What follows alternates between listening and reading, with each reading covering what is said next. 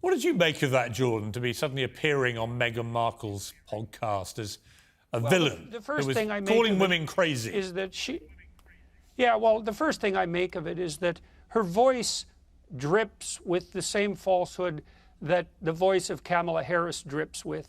It's this sanctimonious, faux compassionate, talking down to her audience and trying to be sure that we're all really on the same compassionate page here, and we're all being victimized by terrible forces that are arrayed against us, and none of that's really fair.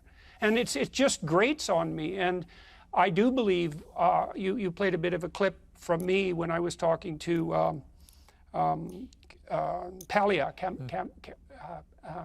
Camille Paglia, the literary critic, and I do believe that it is the case that it's very difficult to control female antisocial behavior, often of the type that's been pilloried as hysterical. And I think that there is no shortage of clinical evidence to support precisely that claim. It's very difficult for women to control female antisocial behavior, and females who are antisocial, that feminine pattern is reputation savaging under the guise of compassionate care. And it's extraordinarily destructive. And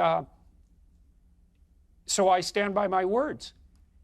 Absolutely. And I do think it scales online, because you can use an anonymous reputation savaging to unbelievably great effect online with absolutely no punishment for your sins, so to speak. And that is certainly one of the things that's contributing to so-called cancel culture.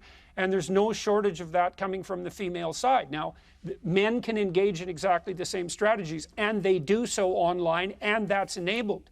But it's definitely, see, with men, and I've said this before, and I do believe this to be the case, the ever-present threat of the potential for physical violence keeps men from doing that to each other most of the time in person.